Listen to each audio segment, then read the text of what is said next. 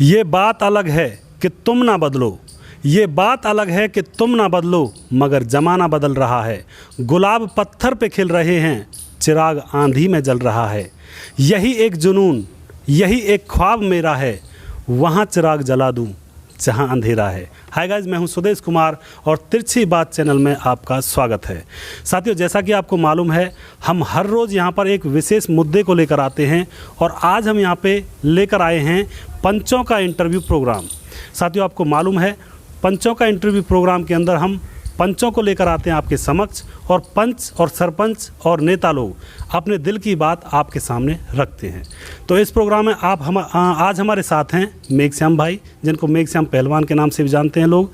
तो मेघश्याम भाई आज आपके सामने अपने दिल की बात कहेंगे और आपके प्रश्नों के जवाब देंगे। जो हम यहाँ पे प्रश्न करेंगे वो आप ही के पूछे गए प्रश्न हैं और आप ही के डाउट्स हैं। उन डाउट्स को क्लियर करेंगे मेघश्याम भाई और अच्छी तरह से आपको जवाब यहाँ पे देने वाले हैं। तो मैं मेघश्याम भाई से कहना चाहूँगा, आप कुछ कहना चाहोगे? सभी को, दर्शकों, देखने वालों के लिए मेरी तरफ से नमस्कार और लालदास बाबा के चरणों में मेरे दंडवत प्रणाम।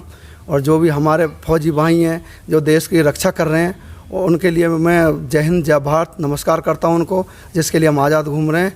और ठीक है, बहुत ही बढ़िया मेघश्याम जी।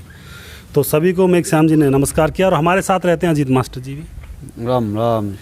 और साथियों, मेरी तरफ से भी सभी भाइयों को तहे दिल से हाथ जोड़कर राम राम।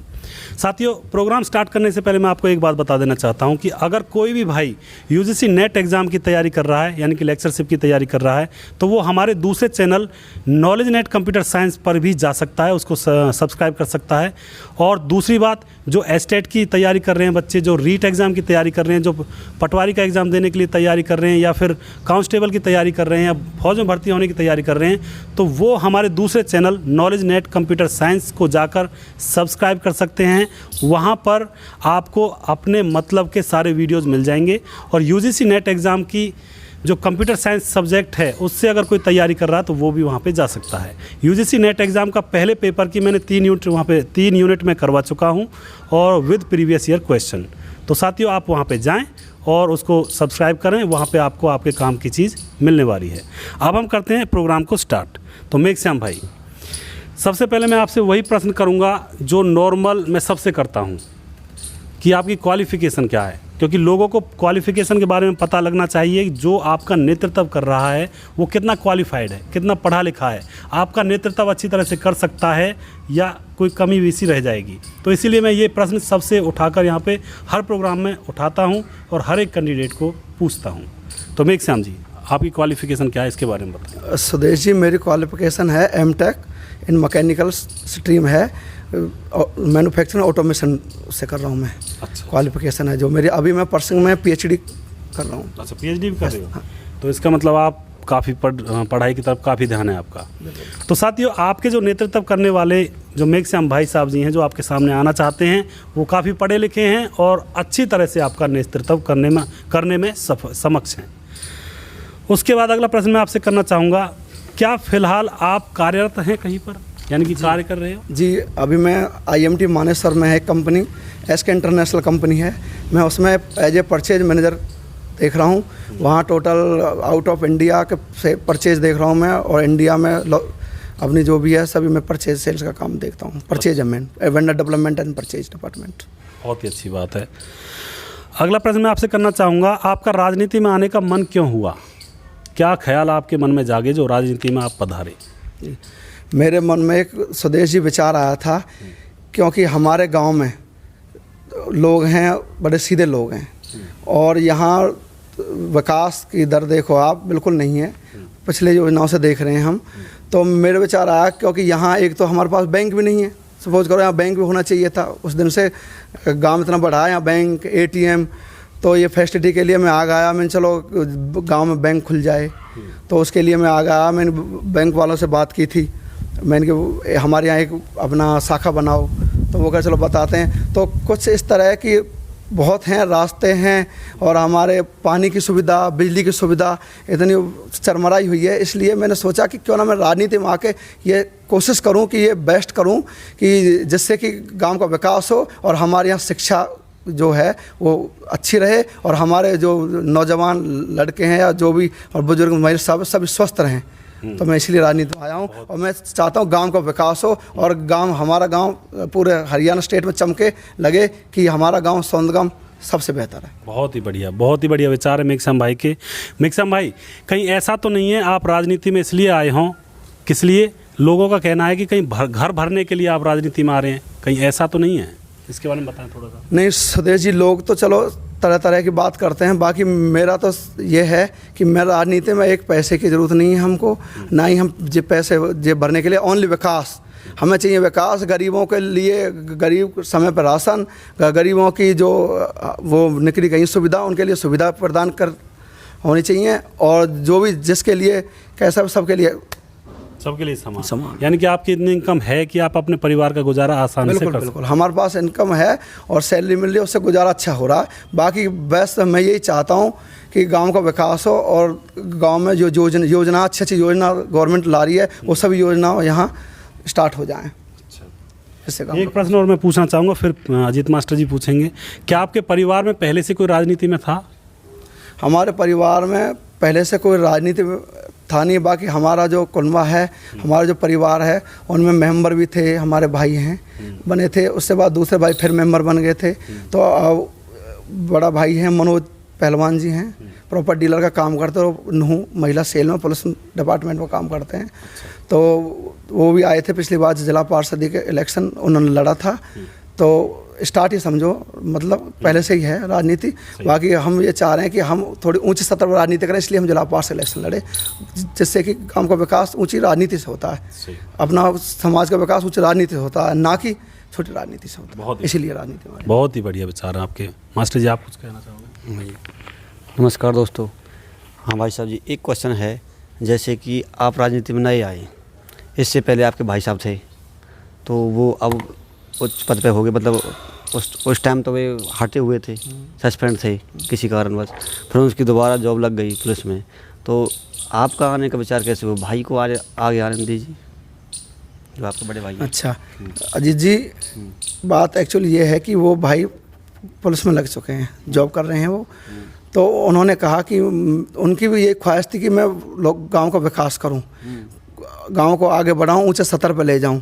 तो अब वो जॉब लग गए, उनकी ख्वाहिश पूरा करने में आया हूं और मेरी भी ख्वाहिश है कुछ, मैं स्वस्थ गांव को स्वस्थ करने के लिए और नौजवान पीढ़ी को भविष्य को सुधारने की सोच रहा हूं, शिक्षा के लिए आगे बढ़ाने के लिए। फिर मैंने मुद्दा कुछ मेरे हैं और भैया ने कहा कि तुम आगे आओ राजनीति में और गाँव को आगे बढ़ाओ और विकास की दर पूरी करो। बहुत ही बढ़िया। अगला प्रश्न है आपसे। आपके ऊपर आरोप है कि आप औरों को मौका नहीं देते हो, आपके ऊपर ये आरोप है, बार बार खड़े हो जाते हो। पहले आपके भाई जी हुए थे, भाई साहब जी हुए थे, और अब की बार आप हो गए हो। तो क्या ये आरोप सही उतरता है अपनी जगह पे? सुदेश जी, ये आरोप तो बेबुनियाद है, ये तो गलत ही आरोप, आप जानते हो। क्योंकि राजनीति आप होडल से ले लो, होडल हल्का से, तो वहाँ 2 MLA इलेक्शन लड़ रहे हैं, तो वो ये थोड़ी हर बार नहीं लड़ेंगे, हारेंगे जीतेंगे, हारेंगे जीतेंगे। क्योंकि उसको जो उनके जो वोटर हैं, जो उनके सहयोगी हैं, वो कहेंगे तुम इस बार बनोगे, हम तुम्हारे साथ हैं, तो बन जाते हैं। दूसरी पार्टी वाला कहता हम तुम्हारे साथ, वो बन जाते हैं। तो ये नहीं कि किसी खड़े होने दे, खड़ा तो कोई हो सकता है, सबका फर्ज है। और फिर जिसकी वोट है उनका हक बनता है कि हम इलेक्शन लड़ें। उनको मानसिक विचार ये हैं कि हम कुछ कर सकें तो कोई बात नहीं, लड़ो। बाकी हम तो यही चाहते हैं, हमारे कुछ विचार हैं, हम सोचते हैं हम बेस्ट करेंगे, बाकी और बेस्ट ही होगा, हमारा तो यही है। बाकी ये तो गलत है कि खड़े होने का। और पिछली बार मोटू महिपाल पंडित जी हैं हमारे, उन्होंने एक बात कही थी, मैंने इंटरव्यू देखा था उनका, उन्होंने ये कही थी कि पूरा गांव जुड़ाता इकट्ठे हुए थे लोग, तो हमने भी कहा था, वो कह रहे थे कि भैया सब लोग बैठ जाओ, कोई नया चेहरा सामने आएगा तो आप मान जाओगे। हमने भी बोला था, महिपाल जी को पूछ सकते हो, हमने बोला हम रेडी हैं, समाज से पर है ही नहीं हम, क्योंकि समाज ही बनाता है, समाज ही उठाता है। तो समाज ये बनाएगा उठाएगा तो उससे दूर हम रहेंगे कहाँ। तो इसी हमने बोल दिया था ठीक है जी, हम बिल्कुल तैयार हैं। पर कुछ लोग थे कह रहे नहीं हम तो नहीं मान रहे, तो उन्होंने कहा हम इनमें से खड़ा नहीं करें, कोई अलग खड़ा करेंगे तो अलग खड़ा कर दो, तो कह हम फिर भी नहीं मान रहे। तो ये तो गलत है, मतलब हम तो ये तो ऐसी बात जो ये लोग कह रहे हैं तो सुदेश जी बिल्कुल गलत है। तो आप इसमें मतलब राजी थे अपनी तरफ से कि अगर गांव में से एक ही खड़ा होता है तो वही आगे आएगा, उसका ही नेतृत्व चलेगा। तो आप इसमें राजी थे, इसका मतलब ये है। हम कह रहे हैं पहले भी राजी थे हम सुदेश जी, अब भी राजी हैं, आगे भी राजी रहेंगे, क्योंकि समाज से अलग हम नहीं जा सकते। और समाज जैसा करेगा, नया कैंडिडेट करो या कोई एक करो, या जैसे समाज करेगा हम उसके साथ हैं। बाकी अगर लोग खड़े हुए हैं तो सब अपनी किस्मत आजमा रहे हैं, हम भी तैयार हैं उसमें। और सर एक क्वेश्चन है, तो साथियों, आपको अपना जवाब मिल गया होगा और बहुत ही अच्छी तरह से पूर्ण विवेक के साथ मेघश्याम भाई साहब जी ने जवाब दिया है, और आपको मैं उम्मीद करता हूँ आपको जवाब मिल गया होगा। अगला प्रश्न मास्टर जी आप करेंगे। लोगों का कुछ कहना है जी कि जैसे कि आपका जो परिवार है वैसे तो हमारे निगाह में ठीक है, लेकिन लोगों का ज़्यादातर आरोप है कि आप थोड़ा अपने पट्टी से अलग होके चलते हो। ये लोगों की कहावत भी है और मतलब सुना भी है मैंने कई लोग, जैसे कि मैं देखता हूँ, घूमता हूँ, तो इनके बारे में लोगों को आप क्या संदेश देना चाहते हैं जी? मैं कह रहा हूँ गुरु मास्टर जी, अजीत जी, पट्टी तो हमारी पट्टी है, हमारा परिवार है, हमारा कुनबा, हमारा घर, हमारा गांव, हमारा ये हल्का, हमारा क्षेत्र, ये भी गांव, ये सभी पट्टी हमारे लिए, ये सभी है। बाकी हम किसी से अलग नहीं चलते, बिल्कुल मिलकर चलते हैं। मैं आपको एग्जांपल दूं, मैंने पट्टी में से कई लोगों को जॉब भी दिलाई है, नौकरी लगवाया, और भी मैं उनके लिए हर समय तैयार रहता हूं, पट्टी से बिल्कुल मिलकर चलता हूं। ये भी जो लोगों ने क्वेश्चन पूछा है, ये भी सरासर गलत है। तो मेघश्याम भाई, एक प्रश्न मैं आपसे करना चाहूँगा। लेडीज सीट आई है जिला पार्षद में, तो अब क्या आप भाभी जी को लड़ाएंगे या फिर क्या करेंगे, इसके बारे में बताएं। ये बहुत अच्छा क्वेश्चन सुदेश जी। क्या भाभी जी जो हैं वो पढ़ी लिखी हैं या इस योग्य हैं कि वो राजनीति कर पाएँ, या फिर जो भी सरकार काम सौंपती है उन कामों को क्या अच्छी तरह से बखूबी निभा पाएंगी वो, या फिर नहीं? अच्छा सुदेश जी, मेरी वाइफ है, पत्नी है जो मेरी, वो +2 में उन्होंने कॉमर्स से की हुई है। उसके साथ साथ उन्होंने सिविल मैकेनिकल डिप्लोमा भी किया हुआ है।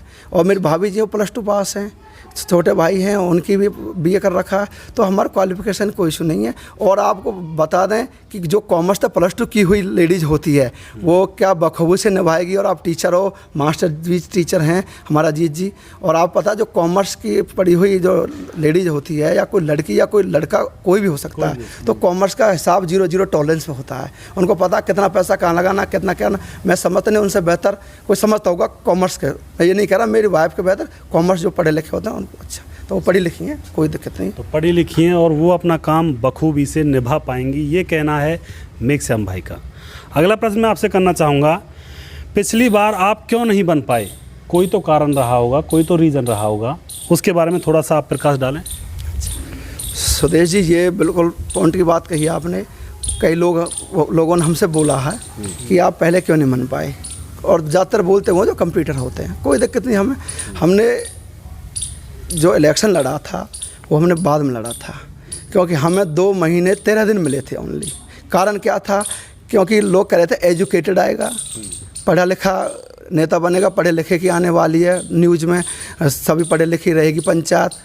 फिर कुछ लोग कह रहे थे नहीं, पढ़े लिखे कैंसिल हो गई है, अनपढ़ लोग ही रहेंगे। तो ऐसे खिंचाव चल रहा था। ऐसे खिंचाव चलते हमें 2 महीने 13 दिन में क्लियर हुआ था। हमारे बाबूजी गंगा साहब जी हैं, वो इलेक्शन में खड़े हुए थे तब, तो क्वालिफिकेशन नहीं आई थी। तो उन्होंने फिर बोला कि मैं पढ़े लिखे की आ गई है, एजुकेटेड की आ गई है, तो मैं पे अपना पीछे हट रहा हूँ, तो किसी सही लड़के को जिम्मेवारी सौंपी जाए जिला पार्षद की इलेक्शन की। तो फिर भैया का मन बना, तो इसलिए हमें 2 महीने मिल गए। और उसमें सुदेश जी, आप ये जानते हो, इलेक्शन सामग्री इकट्ठा करने में 15 दिन लग जाते हैं, बचा 1.5 महीने। हम इतने थोड़े भागे या बहुत भागे, तो फिर भी हमें इतना बेस्ट रिजल्ट दिया। जनता को मैं हाथ जोड़कर धन्यवाद देता हूँ, उन्होंने बहुत रिजल्ट दिया। हम सेकंड फिर भी आए, क्योंकि हमारे पास टाइम नहीं था, और अब तो हमारे पास टाइम है और बेहतर समय है और बेहतर करने का समय है, और आगे हम और बेहतर कर रहे हैं और कोशिश कर रहे हैं कि हम जनता हमें आगे लाए। बहुत ही अच्छी बात है, बहुत ही अच्छे विचार है मेघश्याम जी के। अगला प्रश्न मेघश्याम भाई, अगर आप दूसरे नंबर पर आए थे तो क्या फिर से आपको मौका मिलना चाहिए था? इसके बारे में क्या विचार? जी, हमें मौका मिलना चाहिए था और मौका मिलना चाहिए। कारण इसमें सुदेश जी ये था कि हमें एक तो समय कम मिला था पिछली बार। मैं आपको बताया था 1.5 महीने करीब हमने काम किया, 15-20 दिन और इलेक्शन सामग्री में लग गए थे। फिर नया क्षेत्र आया था हमारा, नए गांव जुड़े थे हमारे, जो 5 गांव जुड़े हैं, बोरा का, करमन, भुलमाना, डाड़ का, अपना ये 4 गांव नए आए हुए हैं। तो इनमें हमने क्षेत्र में जा के अपना मेहनत की है, और अब कंटिन्यू वो जनता हमारे साथ है, वो कह रही ठीक है हम तुम्हारे साथ हैं और आप इलेक्शन लड़ो। तो सुदेश जी इस कारण थोड़ा ये हो गया था, अब हमें मौका मिलना चाहिए, इसलिए हम दूसरी बार मौका मांग रहे हैं जनता से। मतलब आप दूसरे नंबर पर आए थे तो आपको मौका मिलना चाहिए, आपका कहना ये है। तो मैं आपसे ये पूछना चाहता हूँ कि दूसरे नंबर पर तो धर्मेंद्र भाई साहब जी भी आए थे, सामलिया मास्टर जी के जो सुपुत्र हैं धर्मेंद्र, वो भी आए थे दूसरे नंबर पर, फिर उनको मौका क्यों नहीं दिया गया? जी सुदेश जी, ये बिल्कुल ठीक कहा आपने। तो डॉक्टर साहब हैं हमारे धर्मेंद्र जी, हमारे बड़े भाई तुल्य हैं, सीनियर हैं, हमारे गांव के बहुत अच्छे इंसान हैं, अपने वक्ता भी हैं। बाकी उनके पास हम गए थे, मैं और मनोज पहलवान बड़े भाई हैं, वो दोनों गए थे। मैंने भैया पहले डॉक्टर साहब के साथ थे हम, और अब भी डॉक्टर साहब के साथ हैं, हल्का बदल गया तो कोई बात नहीं, चित्र तो उसके बाद एक बार बात करते हैं उनसे, अगर वो खड़े होंगे तो पहले वो हैं उसके बाद हम हैं। हाँ, तो हम उनके पास गए, डॉक्टर साहब मिले थे घर। मैं डॉक्टर साहब नमस्कार जी, बन आओ। तो मैंने कि बताओ आपको क्या करना है। तो भैया ने कहा डॉक्टर धर्मेंद्र जी हम आपके साथ हैं, और आपका जो रह गए थे पिछली बार, अब की बार आप तो क्षेत्र भी छोटा है और आप मेहनत करो, हम तुम्हारे साथ। तो डॉक्टर साहब ने कह दिया मैं अपना गवर्नमेंट जॉब लगी पड़ी है पहलवान जी, अब आप इलेक्शन लड़ो और हम उल्टे आपके साथ रहेंगे, कोई दिक्कत नहीं रहेगी पूरे दिल से। और वो साथ रहे हमारे, और हम पूरी मेहनत करी थी। बाकी हमने मौका दिया था डॉक्टर साहब को, बाकी आप पूछ सकते हो वैसा, उनके घर गए थे हम। तो आपने मौका दिया था। तो साथियों, जिनका ये प्रश्न है कि मौका क्यों नहीं देते मेघश्याम भाई, उनको अपने सवाल का जवाब मिल गया होगा, मैं उम्मीद करता हूँ। अगला प्रश्न मैं आपसे पूछना चाहूँगा मेघश्याम पहलवान जी, और मैं आपको ये भी बता देता हूँ जो भाई बीच में देखने के लिए आए होंगे अभी, ये जो इंटरव्यू प्रोग्राम है ये सौंद गांव का इंटरव्यू है। सौंद गांव के अंदर हमारे मेघश्याम पहलवान जी हैं, और ये जिला पार्षद पद के उम्मीदवार हैं, वार्ड नंबर 10 गाँव सौंद से।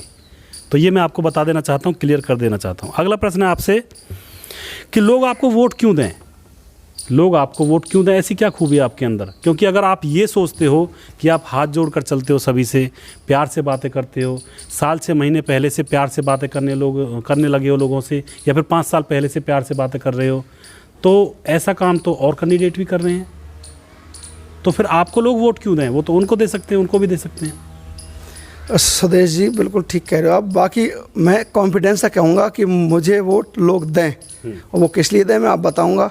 क्योंकि जो रोज़गार है, सबसे बड़ी चीज़ है बेरोज़गारी। तो रोज़गार जो चल रहा, लोग बेरोज़गार घूम रहे हैं, उनके लिए मैं रोज़गार दिलाने में सक्षम रहूँगा। क्योंकि ITI है, ITI का सेमिनार लगवाना, यहाँ ITI के बच्चे जो यहाँ पढ़े हैं उनका सेमिनार लगाना, कंपनी बुलवाना, उनका ज्वाइनिंग करानी, वो तो हो गया आपका रोज़गार से। और दूसरा है स्वास्थ्य का। स्वास्थ्य के लिए हमारे यहाँ कोई खेल स्टेडियम नहीं है, कोई मिनी स्टेडियम नहीं है, बड़ा भी होता छोटा भी होता, और रेस वेस के लिए कोई ट्रैक नहीं बना हुआ कहीं भी। तो ट्रैक में प्लानिंग चल रही है, वो भी पूरी हो जाएगी जैसे मौका मिलेगा। और कबड्डी का मैदान में हम जल्दी चालू करने वाले हैं अपना, वहाँ कबड्डी भी रहेगी, जिम भी रहेगा, वो भी रहेगा। और अब भी अखाड़ा चला रखा है, पता होगा आपको, मास्टर को पता है, अखाड़ा चला, वहाँ बच्चे जो लड़ रहे हैं वो फ्री ऑफ कॉस्ट लड़ रहे हैं, और हम उनको किसी लिए ओनली हमारा समाज स्वस्थ हो और स्वमन और नशा मुक्त हो। हम लोग, कुछ लोग तो ऐसे हैं जो बच्चों को नशा के लिए ले जा रहे हैं, हम सोच रहे हैं नशा मत कराओ और नशे से दूर रहो। तो इसलिए पूरा सपोर्ट है, और रोज़गार, स्वास्थ्य और शिक्षा। और शिक्षा के लिए मैंने कोशिश भी की है, और आपको बताया जाएगा, कोई बात मैं बता भी रहा हूँ। तो शिक्षा ये हमारी 8वीं तक का स्कूल है।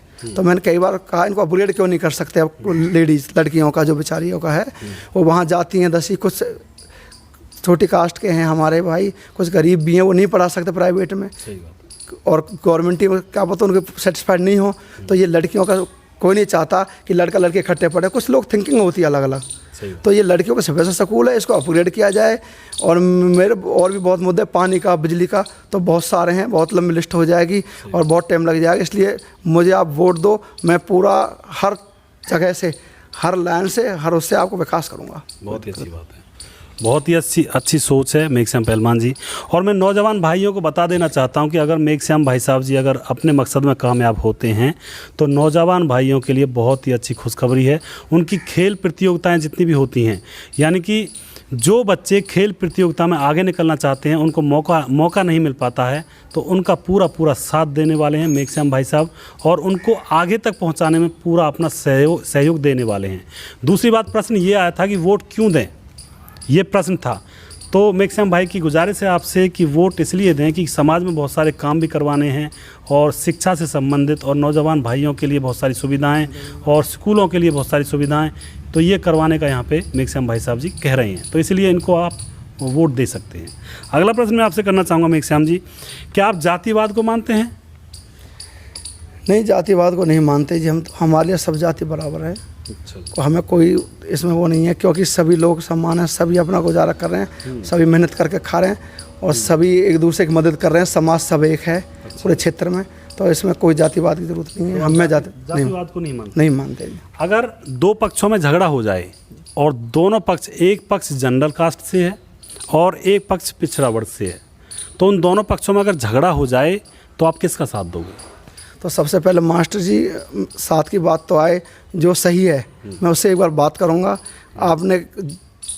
आपसे किसने क्या झगड़ा किया, और जो गलत है उसको बोलूँगा भाई तुमने गलत किया है, उसके लिए बोलूँगा बताओ भैया यही निपटा लो, राजीनामा कर लो, और मैं दोनों का साथ देने के लिए तैयार रहूँगा और दोनों को निपटाने तैयार हूँ, ना कि मैं एक तरफा करूँगा, उसके साथ जाऊँ उसके साथ जाऊँ, दोनों को यही मनमुटाव सोचूंगा, ख़त्म हो जाए गांव में बैठ के, अब लोगों के बीच में बैठ के, और कोई आगे झगड़ा ना बने, आगे कोई प्रॉब्लम ना बने एक दूसरे को।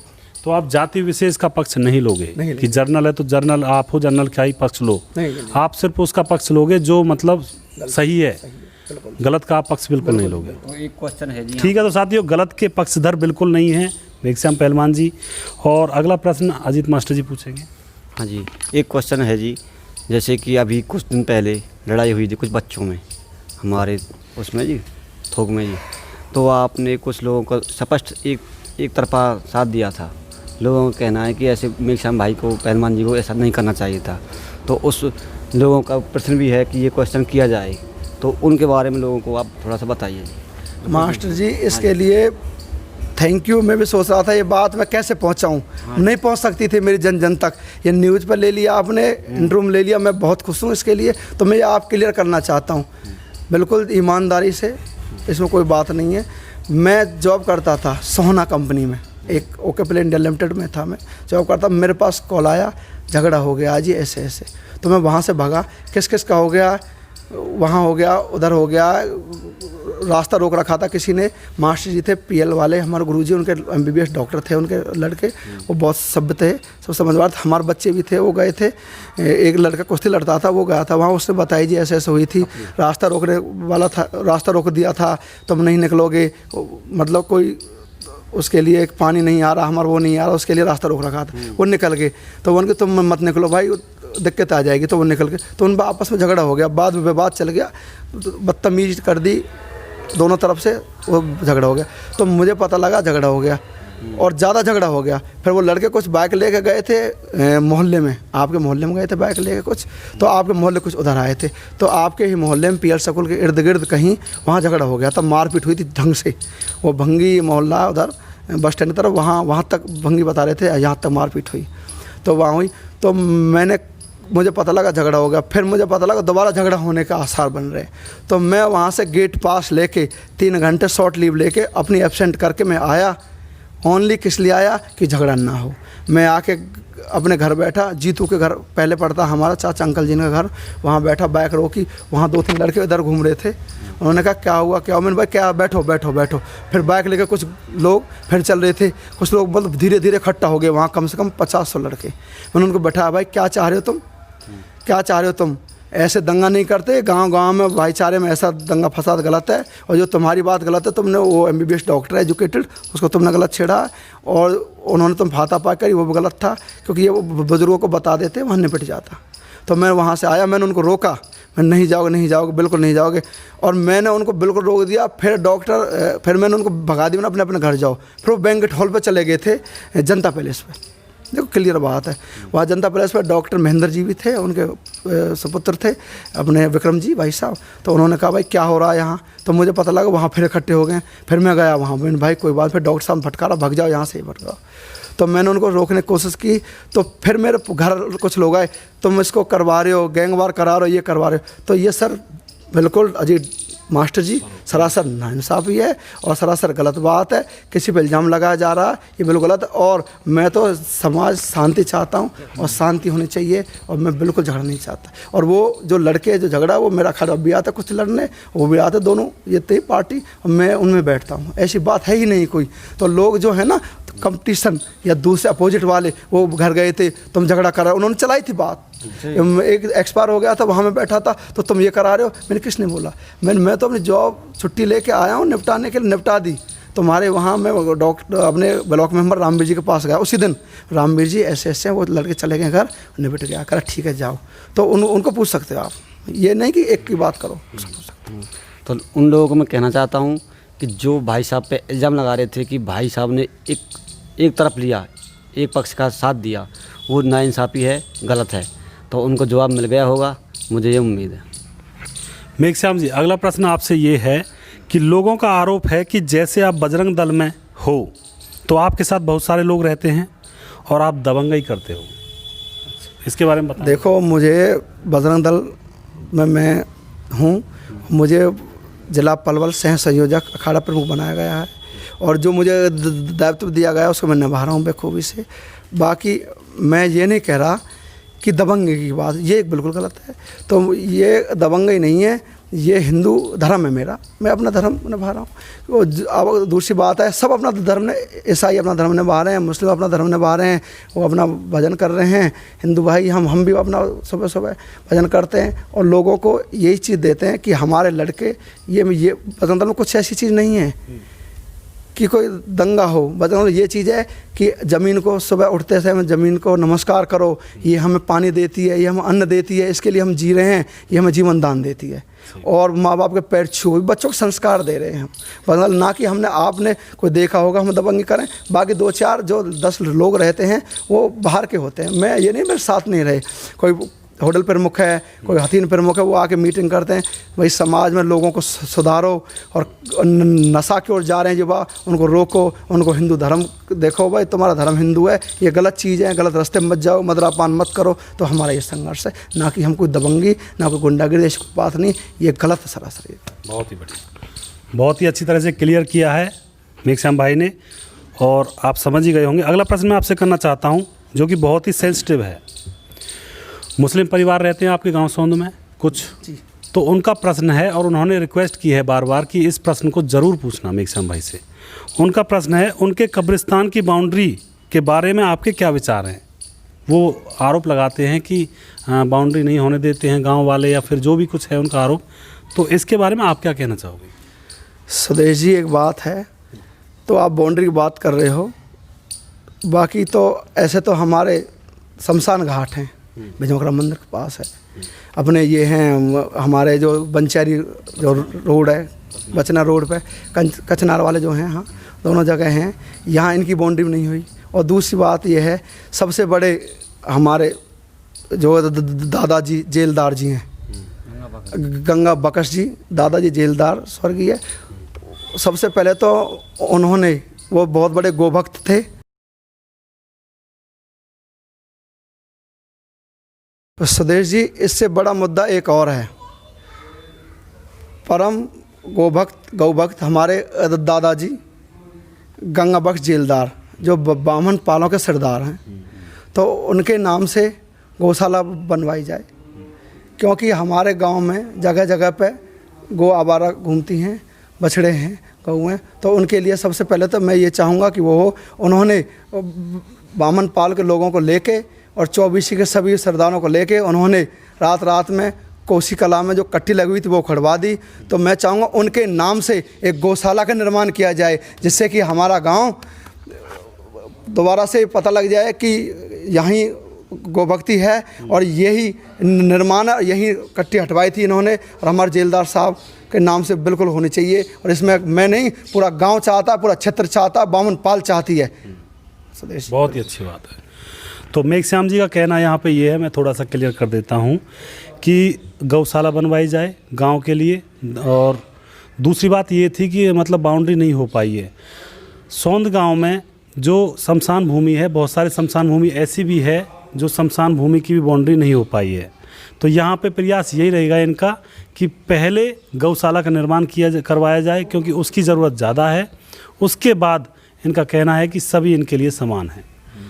तो अगला प्रश्न मैं आपसे पूछना चाहूँगा मेघश्याम जी, क्या आप पूरे गांव को एक समान दृष्टि से देखते हो? हाँ सुदेश जी, एक समान दृष्टि से देखते हैं हम पूरा गांव को, पूरे क्षेत्र गांव अपना ही गांव है।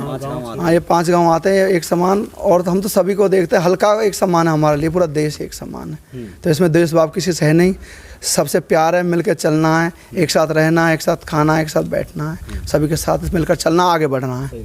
लेकिन आप पर आरोप है, जो आपसे पहले भी डिस्कस कर चुके हैं यहाँ पे, आप पर एक आरोप है कि आप लड़ाई झगड़े में सिर्फ एक पक्ष की तरफदारी करते हैं। आप क्या कहना चाहोगे इसके बारे में?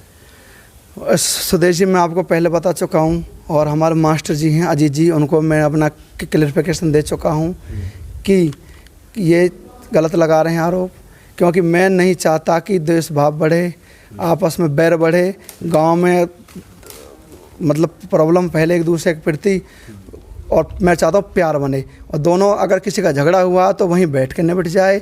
मैं तो ये नहीं चाहता कि थाने में कोई जाए, पुलिस के पास कोई जाए, यहीं निपट जाए। हमारे यहाँ बैठ के समाज में गलती मान के, कोई गलती करे वो गलती मान के निपटा दे। कुछ बहुत आजकल तो लोग ऐसे गलती मान ले, चलो भाई ख़त्म हो गया, आगे से कोई शिकायत नहीं आएगी तो ख़त्म। अब लोग बार बार शिकायत करेंगे, बार बार करेंगे तो वो तो मुद्दे ही जाते हैं पुलिस थाने में। बाकी तो नहीं, मैं नहीं चाहता कि झगड़े में चाहता तो ख़त्म हो जाए, ये भी गलत है, बता चुका हूँ मैं 2 बार। तो आपका पूरा प्रयास रहेगा कि झगड़े को यहीं पे शांत कर दिया जाए, उसको मतलब आगे थाने तहसील में ना भेजा जाए। अगला प्रश्न मैं आपसे करना चाहूँगा, किसी भाई का आरोप है आप पर, पर्टिकुलर किसी एक इंसान का आरोप है कि आप सिर्फ अपनों को ही नौकरी लगवाते हो, दूसरे लोगों से झूठे वादे कर देते हो, जैसे कि कोई नौकरी लगवाने का कोई चांस होता है, बताइए। देखो सुदेश जी, बात आई नौकरी की, अभी तो हम कोई पोजीशन पे ही नहीं है। मैं थोड़ा प्राइवेट जॉब करता हूँ, प्राइवेट में जैसे ही वैकेंसी निकलती है, आपने देखा होगा फेसबुक पे भी गवर्नमेंट की जॉब भी आती है, मैं जॉब डाल देता हूँ, न्यू जॉब अपडेट देख सकते हो आप, नो इशू। मारुति में जॉब चल रही हैं, वहाँ जॉब चल रही है, जहाँ भी जॉब चल रही है मैं डालता हूँ, ये लिंक है। अगर कोई मेरे को कहता है फ़ोन करो जी, अब मैं बात करके मैंने लगवाई हुई है अभी मानेसर मोटरसाइकिल, सुजुकी मोटरसाइकिल में 5 लड़कों को जॉब दिलाई है। अच्छा। और फरीदाबाद 2-3 लड़के वहाँ लगाए, क्योंकि प्राइवेट नौकरी है मेरे पास। अगर कुछ पावर में आएंगे तो हो सकता है हम गवर्नमेंट की जॉब भी, और फिर गवर्नमेंट की जॉब आजकल कह रहे हैं टेस्टों से हो रही है, तो टेस्ट कोचिंग, या हमें अपना कोचिंग के लिए कोई अलग हॉल बनाना पड़े, बच्चों के लिए हॉल भी बनवा देंगे, कोई दिक्कत नहीं है। बाकी हम गवर्नमेंट की नौकरी को, हमारा गाँव पीछे नहीं रहेगा, क्योंकि कोचिंग की वजह से पीछे रहता है। कोचिंग फैसिलिटी देंगे, आप जैसे टीचर अनुभवी हैं, और अजीत जी हैं, और भी बहुत अनुभवी टीचर हैं हमारे यहाँ, ये पूरी मेहनत करेंगे। एक कमल जी हैं हमारे उधर से हैं, वो भी पूरी सपोर्ट है उनकी। कृष्ण मास्टर जी हैं मैथ में, मतलब बहुत, मुझसे खुद कहते हैं पहलवान जी कुछ करवाओ, कुछ जिले मास्टर जी हैं, मतलब बहुत अच्छे जो समाज को कहते हैं हम, हमें मौका दो, हम फ्री पढ़ाना चाहते हैं, कारण कि लोगों को रोज़गार मिले, गवर्नमेंट नौकरी मिले। बाकी रही बात प्राइवेट की, मैं अपनों को नहीं, सबको, अगर किसी भाई के बहम है वो मुझे बता दो, जिस पात्र होगा, डिप्लोमा कर रखा होगा डिप्लोमा के बेचते, बीटेक करे वो बीटेक के बेचते, कोई ITI या जैसा भी क्वालिफिकेशन उस बेचते में जॉब दिलाने में पूरा सक्षम हूँ, और हो सके मैं दिलाऊँगा।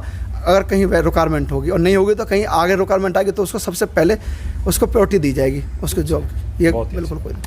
तो साथियों, यहाँ पे जॉब का जो प्रश्न उठता है उसमें ये है कि सबसे पहले तो मेघश्याम जी कोई सरकारी कोई वो नहीं है कि जो जॉब दिलाने वाले हैं, प्राइवेट जॉब करते हैं, और वहाँ पे जैसी भी रिक्वायरमेंट होती है तो ये अपना पूरा प्रयास करते हैं। दूसरी बात, इनका ये कहना है कि नौजवानों को इस तरह से ना करके उनको योग्य बनाया जाए। अगर उनको हम आज योग्य बना देंगे तो वो अपने आप जॉब ढूंढ लेंगे, तो उसमें किसी दूसरे की ज़रूरत ही नहीं पड़ेगी। तो इनका प्रयास यही रहेगा कि यहाँ पे उनके लिए कोई कोचिंग सेंटर खोला जाए, उनके लिए कोई, उनको ट्रेनिंग दी जाए, कोचिंग दी जाए, जिससे कि वो अपने आप जॉब ढूंढने में समर्थ हो जाएं, किसी दूसरे नेता या पंच या सरपंच के ऊपर डिपेंड ना रहें। तो यही मेघश्याम जी का कहना है।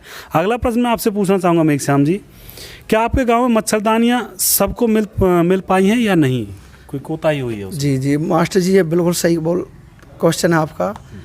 तो मच्छरदानियों में थोड़ी दिक्कत आई थी हमारे, चलो उधर ताली पे हैं कुछ लोग, मैं वैसे बता रहा हूँ बाई फेस बात करना, ये नहीं मैं किसी को सुनी, किसी की छवि खराब करने वाली बात है ही नहीं। मैंने उनको पूछा, एक कास्ट से नाई है, मांगे है, और एक और है, मैंने कि तुमको मच्छरदानी मिली? ताली पर रहते, ताली पे। उन्होंने कहा हमें मच्छरदानी मिली, हम गरीब आदमी, हम खेतों में पड़े, मच्छर खाते हैं। एक सोनलाल का है बीछू लाल जी, तो उनके केरी हैं, लड़का हैं, हमारे यहाँ सपोर्ट करते हैं। तो मैंने उनको पूछा, मैं कह रहा हमें नहीं मिली गुरुजी, आंगनवाड़ी का नाम भूल गया हमारा, हमें कैसे मिलेंगे मच्छरदानी। मैंने बात भी की थी मच्छरदानी, वो कह रहे नहीं मिल रही, और जो लोग थे वो मच्छरदानी ले गए। बाकी मैं ये कहूँगा मास्टर अजीत जी, मच्छरदानी ऐसे ही बटनी नहीं चाहिए थी। बिल्कुल बिल्कुल। अब मैं बताऊं कैसे, मेरी थोड़ी राय है, थोड़े मेरे पॉइंट आया ये, मच्छरदानी ऐसे बटनी चाहिए थी, वार्ड वाइज बटनी चाहिए थी। वार्ड के मेंबर हमारे पास 20 हैं, हमारे लिए वो समाज सेवी हैं, सबके लिए समाज सेवी हैं। डॉक्टर भी बोलेंगे तो वो आएंगे।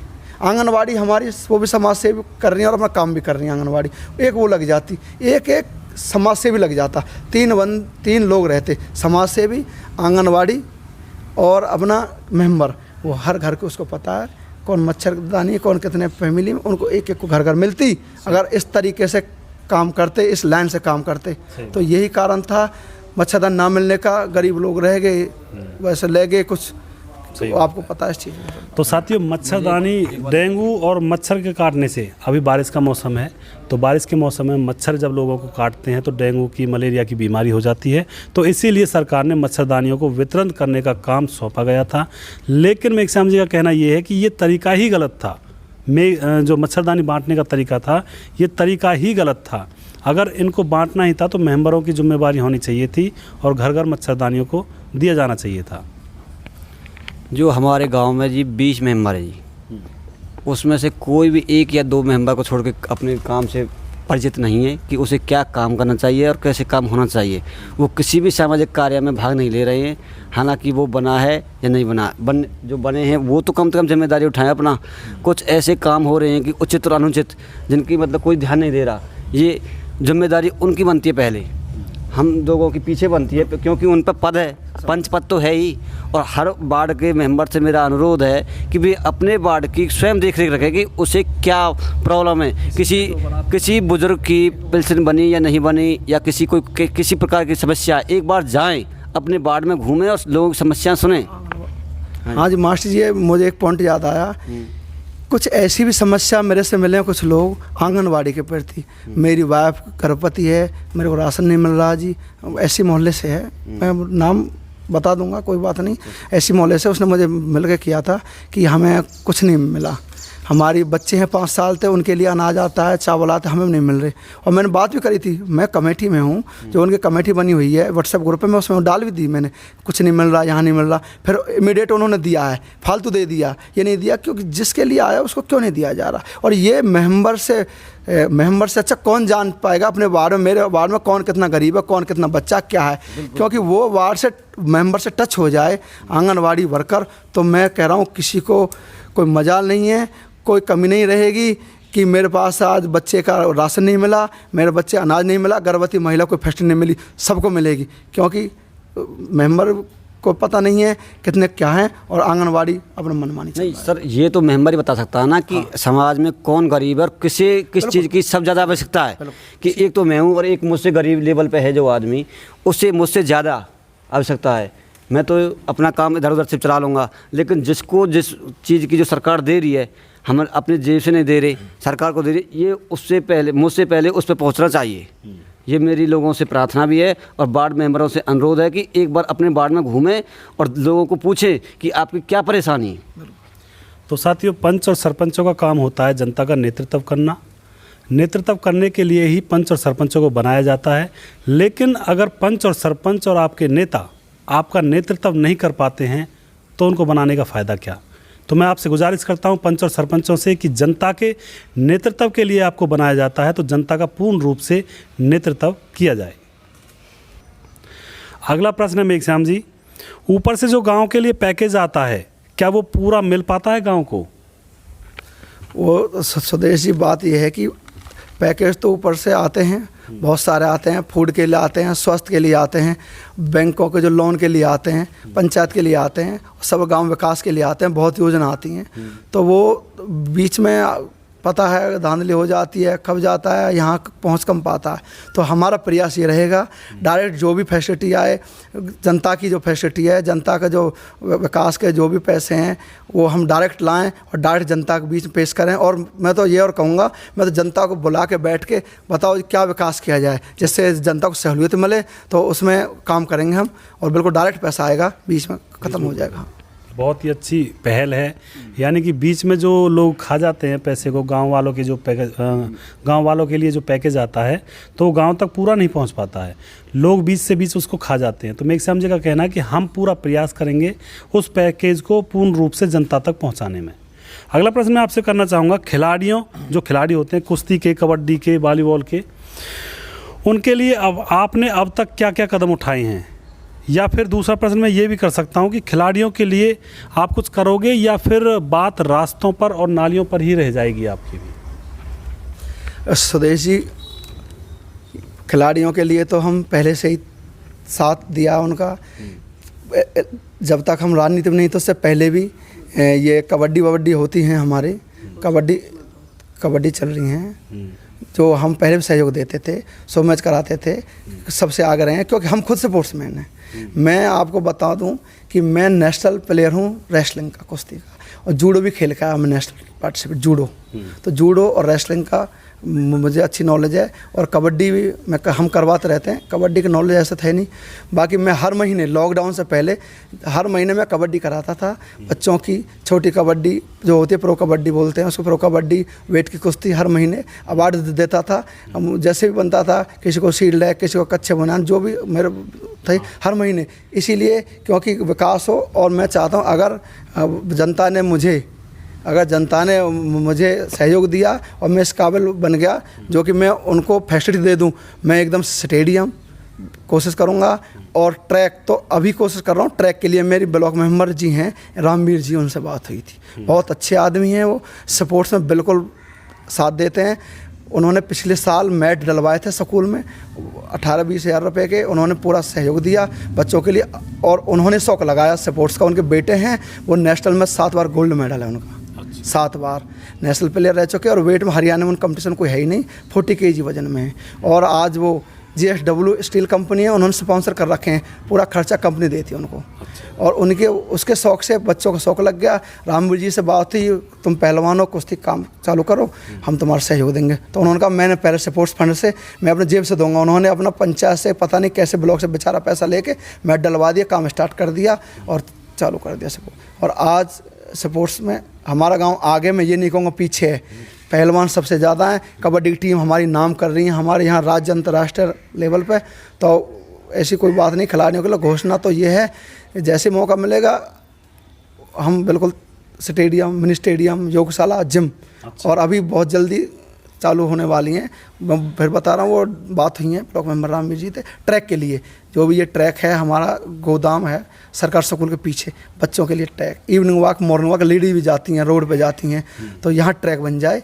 तो अभी बात चल रही है, वो अभी प्रोसेस में है, तो बेस्ट हो जाएगा बच्चों के लिए, फ्यूचर के लिए कुछ ना कुछ। और बाकी मैंने इधर ये रामजी सरपंच जी के इधर साइड उन्होंने बनाया है टोल टैक्स के पास, वहाँ के लिए बात कर रहा हूँ मैं। तो ऑल मेंबर जो हैं ब्लॉक के, उनसे बात, तो खिलाड़ियों के लिए झोली भर दी जाएगी, इतना सपोर्ट्स का पूरी फैसिलिटी मिलेगी, सपोर्ट्स को फंड देंगे, ये गवर्नमेंट दे ना दे कुछ अपने सहयोग से भी दे देंगे, ऐसी कोई बात नहीं, खिलाड़ियों के लिए और सभी के लिए तैयार हैं।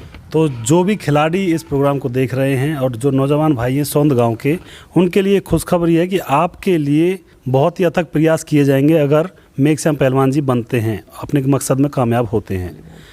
और वॉलीबॉल के खिलाड़ियों के लिए आप क्या करोगे? उनके लिए भी कुछ अलग से सोचा हुआ है? वॉलीबॉल के लिए मैं कह रहा हूँ, हमारे यहाँ एक वॉलीबॉल खेलते हैं इधर, जो ये बूस्टर बना हुआ पानी का, बस स्टैंड नियर हमारा बस स्टैंड है, होटल नूर रोड पे है ना, तो वहाँ तो उन्होंने, और सूर्य कुंड मंदिर पे भी है, बहुत अच्छे वो बना हुआ इधर, वहाँ भी खेलते हैं। ये चमन कुंड है उधर को अपना आंधोप रोड पे, वहाँ भी खेलते हैं लोग। तो उन्होंने मुझे बोला कि वॉलीबॉल हम खेलना चाहते हैं, बताओ। मैंने बताओ क्या चाहिए, मैंने किट प्रदान कर दी, फ़ोन किया, मैंने लो अपना वॉलीबॉल लो, नेट लो हमारे यहाँ, मैंने वॉलीबॉल नेट लो। तो जैसे भी मुझे कहते हैं भैया बताओ क्या सहयोग करोगे, मिट्टी डलवाओ कबड्डी के लिए, मैंने ले लो, बताओ क्या चाहिए। खिलाड़ियों के लिए बिल्कुल तत्पर, इमरजेंसी तैयार हूँ मैं, 24 घंटे तैयार हूँ, जो चीज़ चाहिए मैं अब भी तैयार हूँ, कभी फ़ोन कर देना, कोई दिक्कत नहीं। बहुत ही अच्छी बात है। बहुत ही अच्छे विचार है मेघश्याम पहलवान जी आपके, खिलाड़ियों को जो आगे बढ़ाना चाहते हो, क्योंकि खिलाड़ी और देश के जो नौजवान हैं और शिक्षा, यही देश की नींव होती है, जड़ होती है। अगर ये मजबूत होगी तो हमारा देश भी मजबूत होगा, देश की अर्थव्यवस्था भी मजबूत होगी और आप और हम भी मजबूत होंगे। तो मेघश्याम जी का यहाँ पे यही प्रयास रहेगा कि देश के नौजवानों को और शिक्षा को आगे बढ़ाया जाए। अगला प्रश्न मैं आपसे करना चाहूँगा, खिलाड़ियों के लिए क्या घोषणा करना चाहोगे आप? क्योंकि खिलाड़ियों के लिए इतना सारा कुछ आप सोच रखा है आपने, तो कुछ घोषणा भी करना चाहते होंगे शायद। घोषणा तो स्वदेश तभी होगी तो हम पद होगा, बाकी हम पर्सनल फंड से खिलाड़ी जो भी हमें बोलेंगे, ये हमारी क्रिकेट किट है, हमारी वॉलीबॉल किट है, हमारे कबड्डी के जो मैदान है वहाँ मिट्टी डलवाना, जो मैट कुश्ती के लिए कोई हम रज अखाड़े जो आती है और कोई वेट लिफ्ट डंबल जो भी होते हैं हमने वर्जिश करने के लिए उसमें सहयोग, तो हम बिल्कुल घोषणा अपने पर्सनल कह रहा हूँ, पर्सनल से भी तैयार हैं, कोई दिक्कत। सही बात। सरकारी योजना तो अलग है, मैं पर्सनल सपोर्ट करने के लिए आप अपनी तरफ से कोई कसर नहीं रहने दोगे, खिलाड़ियों के लिए कोई कसर नहीं रहेगी। तो खिलाड़ी भाइयों के लिए कोई कसर नहीं रहने वाली है, पूरा अथक प्रयास यहाँ पे मेघश्याम भाई करने वाले हैं आप लोगों के लिए। अगला प्रश्न मैं आपसे करना चाहूँगा, आपका अब तक सामाजिक कार्यों में क्या योगदान रहा है? सामाजिक कार्यों में स्वदेशी पेंशन, बुढ़ापा पेंशन योजना आ जाती है, और अपना जो भी है अपना बिजली का है, हॉस्पिटल का, पानी का है, और जो भी कब्जे कर रखे हैं अतिक्रमण हुए पड़े हैं तो सामाजिक बहुत कार्य, राशन पहुंचाना, फूड नहीं मिल रहा किसी को, राशन टाइम पर नहीं मिल रहा किसी को, जो भी चीज़ें सामाजिक कार्य है। तो मैंने पिछली बार बिजली बोर्ड में बिजली की दिक्कत आई थी, आपको पता हो तो 2 बजे से 6 बजे तक कर दी गई थी बिजली का शेड्यूल जो किया था। अच्छा। तो मैंने उसकी ट्वीट किया था सीएम ऑफिस पे खट्टर साहब को, मैंने कि सर मैं ये यहाँ से हूँ गांव से और बिजली की किल्लत है, और सबसे बड़ी बात वोल्टेज कम आती है, वो भी डाल दी थी मैंने, वोल्टेज 80 वोल्टेज आ रही है और सिंगल फेस है, और जबकि हमारी जगमग योजना के तहत हमारा गांव आता है और बिजली 22 घंटे होनी चाहिए जगमग योजना के तहत, पर कारणवश वो अभी पूरी जो भी बिजली की कार्रवाई पूरी नहीं कर पाए बिजली वाले, क्योंकि केबल डालेंगे तब होगी, मेरी बात हुई थी। तो ट्वीट किया था मैंने, मेरे पास फ़ोन आया था, ज्ञान सिंह जी हैं एसडीओ ऑफिस पे बिजली बोर्ड से, उन्होंने कहा तुमने ट्वीट किया है, तुम बताओ क्या दिक्कत आ रही है। तो फिर उन्होंने कहा मैं कोशिश करता हूँ आपसे मिलने की, आप करवाता हूँ सोल्यूशन जो भी है बिजली का। तो फिर मैंने रिमाइंडर डाला, रिमाइंडर 1 सीएम पे, अपने ऑफिस सीएम ऑफिस पे अपने फ़ोन से ट्वीट किया, तो उन्होंने फिर मेरे पास ज्ञान से फ़ोन कर, तुम आओ बताओ क्या दिक्कत और साइन कर जाओ, आप सेटिस्फाइड हो। मुझे पहले तो बिजली वो 12 से जो 4 आती थी वो चाहिए, क्योंकि 2 बजे स्वदेश जी सबका अपना जिम्मेदारी का काम है, लेडीज हैं, बूढ़े बुजुर्ग हैं, सब अपना काम में लग जाते हैं, किसी के पास भैंस है, किसी के पास वो है चारा लाना, चारा डालना सब, क्योंकि बिजली सुबह, इसलिए उन्होंने शेड्यूल चेंज करवा दिया, 12 बजे से कर दिया।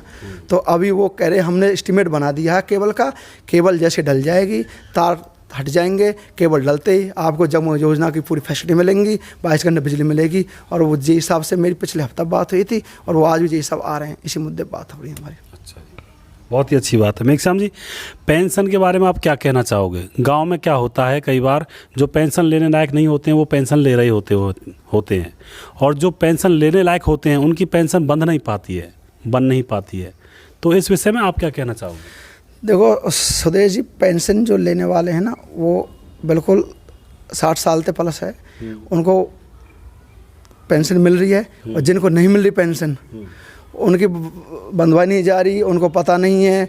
और सबसे बड़ी बात है, मैं आपको बताऊं, मैं कहना नहीं चाहता कि यहाँ सब पैसे से हो रहा है, पैसे दोगे आप 45 साल की पेंशन बन जाएगी, पैसे दोगे 58 साल की पेंशन, और आप देख रहे हो ये चीज़ तो आपके सब सामने, नए लोग पेंशन ले रहे हैं, बुजुर्ग लोग धक्का खा रहे हैं, और उनकी फाइल अंदर ही जमा रह जाती हैं। अगर वो पैसे देते हैं उनकी फाइल आके, वो 62 साल की 63 साल की लेडीज है कोई, वो बेचारी 3.5 साल से पेंशन के पर्चे को लेकर घूम रही है, उसकी नहीं बन पा रही, क्यों? उसके पास पैसे नहीं हैं। अगर उसके पास पैसे होते तो उसके 45 की पेंशन बन जाती। तो यहाँ धांधली है, उसको रोकने का प्रयास करेंगे, और हम डायरेक्ट जो भी हो पाएगा हमसे पूरी फैसिलिटी में अपना ले जाकर उनको पेंशन वहीं जाकर बंधवा के फाइल उठवा के उनका करवाएंगे।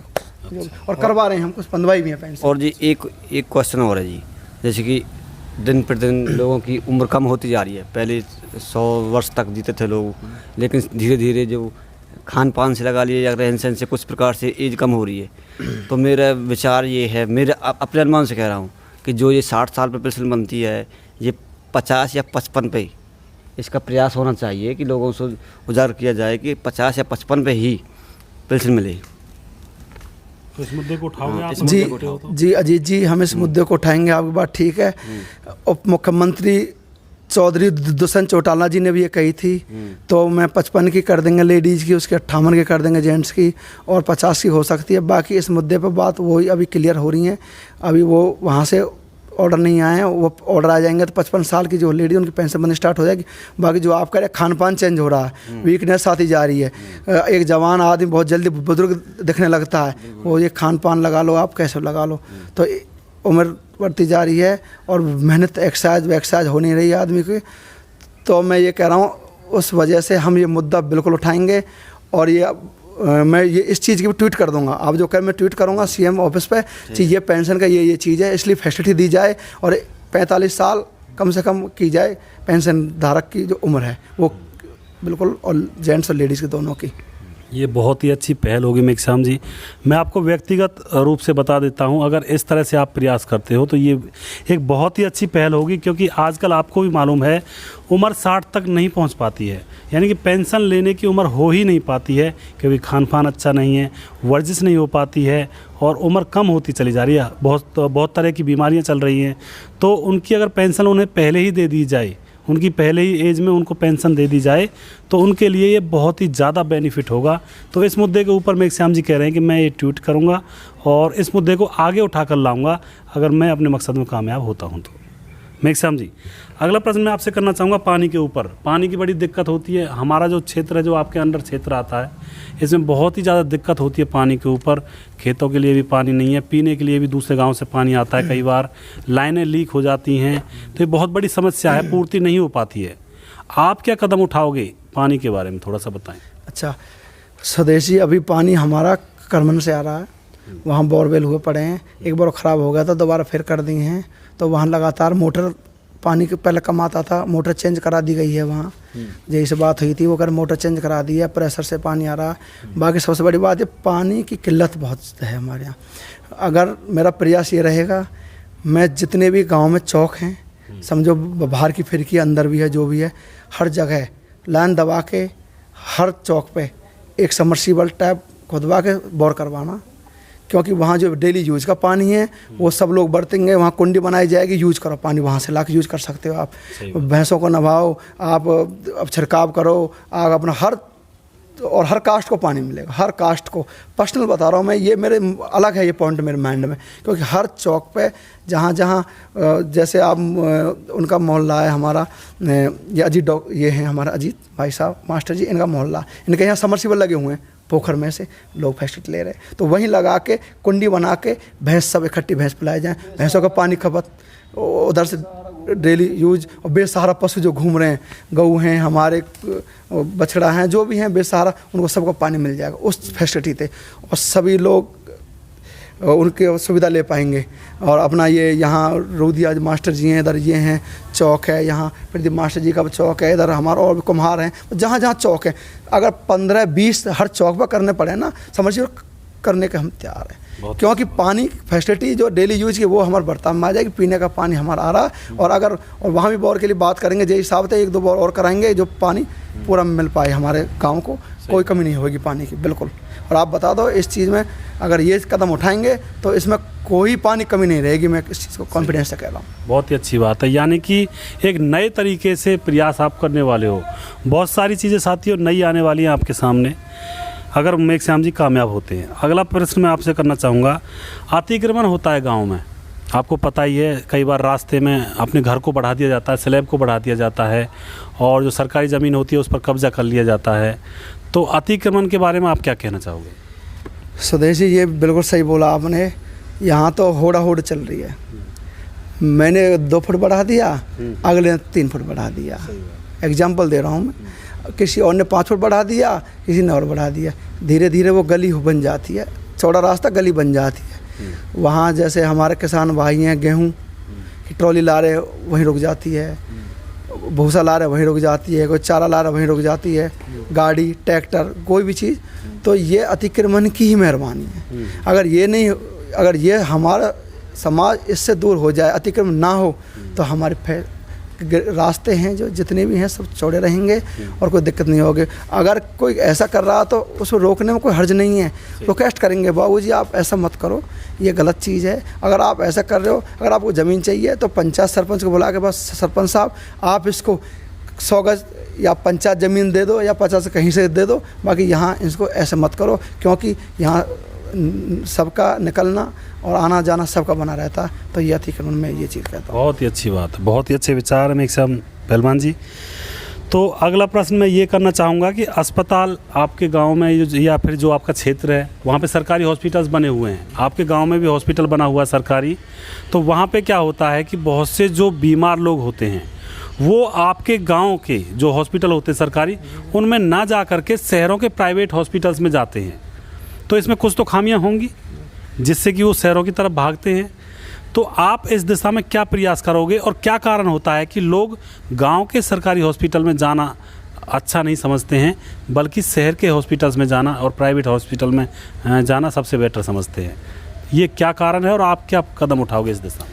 मैं कर स्वदेश जी, हमारा जो गांव का हॉस्पिटल बहुत अच्छा बना हुआ है, बहुत अच्छी सफाई है। मैं महीने में 3 बार 4 बार चला जाता हूँ, हर वीक में समझो। तो मैं हर वीक में जाता हूँ, तो मैं सुबह सुबह जाता हूँ, डॉक्टर नहीं आया है जी, मैडम नहीं आई है, वो मैडम जो देखती है वो डेंटिस्ट आज वो नहीं आया है, वो देखता है वो अल्ट्रास वो नहीं आया है, वो पीडी वाला थोड़ा लेट है। तो ये हमारी ही कमी है, हम कंप्लेन नहीं करते। मैंने CMO जी हैं हमारे गढ़ी से हैं, मैंने उनको फ़ोन किया, मैंने कि जनाब ऐसे ऐसे हो रहा है हमारे यहाँ। तो अभी मेरी बात हुई है पिछले 2-3 दिन पहले। ये हॉस्पिटल सबसे बड़ी खुशखबरी गांव के लिए ये है, ये हॉस्पिटल 24 घंटे होने वाला है। 24 घंटे हॉस्पिटल रहेगा और यहाँ फैसिलिटी दी जाएंगी और डॉक्टर भी रिक्वायरमेंट के होने वाले हैं। आने वाली जो महीना है, आने वाली 1 तारीख के बाद कोई दिक्कत नहीं रहेगी इसमें। हॉस्पिटल्स की तरफ भी आप अच्छा खासा ध्यान देने वाले हो। तो साथियों ये भी एक बहुत ज़रूरी होता है। हमारे समाज में क्या होता है, बहुत सारे गरीब लोग भी होते हैं, अमीर लोग भी होते हैं। जो अमीर लोग होते हैं वो तो आराम से प्राइवेट हॉस्पिटल्स में जा सकते हैं, कोई दिक्कत नहीं है। लेकिन जो गरीब लोग होते हैं वो भी उनकी होड़ से, अमीर लोगों की होड़ से प्राइवेट हॉस्पिटल्स में जाते हैं और उनका भी विश्वास सरकारी हॉस्पिटल से उठा पड़ा है। तो मेघश्याम पहलवान जी कह रहे हैं कि इस व्यवस्था को अच्छी तरह से बनाया जाएगा और लोगों का विश्वास सरकारी हॉस्पिटल्स के ऊपर जमाया जाएगा। और ये मेन कारण क्या होता है कि सरकारी हॉस्पिटल्स के ऊपर लोगों का विश्वास नहीं होता है। साथियों कई बार उसके अंदर डॉक्टर जो होते हैं वो हॉस्पिटल में ड्यूटी देने की बजाय अपने प्राइवेट क्लिनिक में ड्यूटी ज़्यादा देते हैं, तो वो वहाँ पे सुविधा नहीं हो पाती है। कई बार दवाइयाँ नहीं होती हैं हॉस्पिटल में, कई बार जो स्टाफ होता है उसकी कमी हो जाती है, कई बार स्टाफ अच्छी तरह से काम भी नहीं करता है। तो ये बहुत सारी खामियाँ हैं। इन सारी खामियों को दूर करने के लिए अथक प्रयास करना पड़ेगा हमको, आपको और आपके प्रतिनिधित्व कर रहे हैं नेता जैसे कि पंच और सरपंच हैं, सभी को मिलकर प्रयास करना होगा, तभी जाकर इस दिशा में कोई एक कदम उठ पाएगा। तो साथियों ये बहुत ज़रूरी है, क्योंकि अगर स्वास्थ्य के प्रति अगर आप खिलवाड़ करोगे तो आपका जो समाज है और जो लोग हैं आपके समाज के, वो स्वस्थ नहीं रहेंगे और एक बेकार समाज की यहाँ पे उत्पत्ति हो जाएगी। तो ये मेन चीज़ है कि आपके हॉस्पिटल्स और आपकी शिक्षा, इन पर ज़्यादा से ज़्यादा गौर दी जाए। मेघश्याम जी, अगला प्रश्न है आपसे कि 1 महीने से BPL कार्ड का सर्वे चल रहा है, क्या आपको पता है इसके बारे में? हाँ स्वदेश जी, मुझे पता है इसके बारे में। BPL कार्ड का जो सर्वे वो चल रहा है। बाकी ये सर्वे मैं नहीं मानता कि ये सही है। अच्छा। इसमें कारण बहुत सारे हैं, थोड़ा मैं बता देता हूँ शॉर्टकट में आपको। एक तो ये जो सर्वेयर हैं कहीं बैठ जाते हैं इकट्ठा जाके, वहाँ बैठ के पूछते हैं तुम्हारे पास क्या, कितनी ज़मीन है, ट्रैक्टर है, बाइक है, नहीं है, वहीं पर ख़त्म। उन्होंने कह दिया इसका BPL कार्ड बना दो, बना दिया। जहाँ बैठ जाते हैं 20-20 आदमी, मैंने देखे हैं खुद, मैं 4 दिन से देख रहा हूँ, वो इकट्ठा बैठ बुला लेते। जबकि इनकी जो ड्यूटी है सर्वेयर की, वहाँ जाओ और जो वहाँ का मकान मालिक है वो उसको खड़ा करो, उसका फ़ोटो लाओ मकान का। ये तो सिस्टम है, मैं बता रहा हूँ। फ़ोटो खींच के लाओ, ये मकान है इसका, ये गरीब रेखा है, इसके पास फ्रीज है नहीं है, वहाँ जा के घर, ये किसी घर नहीं जा रहे हैं, वहीं बैठ के इनका सिलेक्शन हो रहा, सिलेक्ट वेरिफिकेशन हो रही है, हो गया, ये हो गया, ये हो गया, ये हो गया। और आपने देखा होगा, कई साल से हम भी देख रहे हैं, बाइक ले रखी 1 लाख की, मिट्टी का तेल ला रहे हैं 5 लीटर।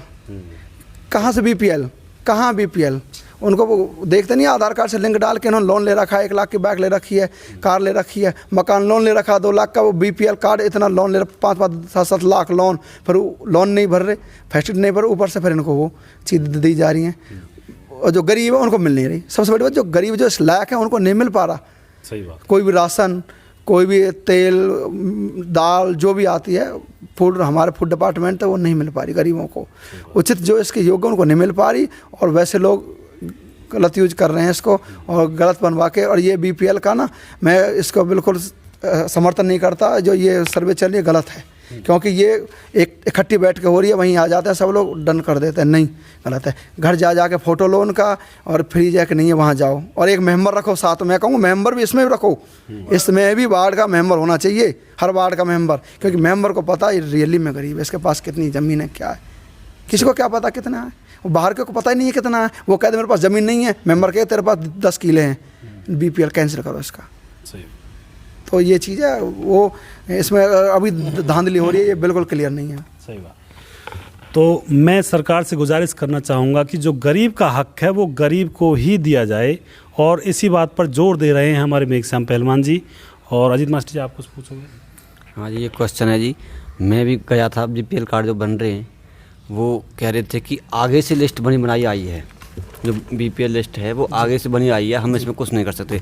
लेकिन मेरी आप लोगों से अनुरोध है, रिक्वेस्ट है कि जो हमारे मेंबर हैं, पंच हैं, गरीब को उसका हक मिलना चाहिए, जो उसके काबिल है, और जो उसके नाकाबिल है, जो उसके योग्य नहीं है, उसको नहीं मिलना चाहिए। इसका मैं पूर्ण समर्थन करता हूँ आपके राय। बिल्कुल, बहुत ही अच्छी बात है, और ये बात सच भी है। अगर हम गरीब को गरीब का हिस्सा नहीं देते हैं तो ये समाज गड्ढे में चला जाता है।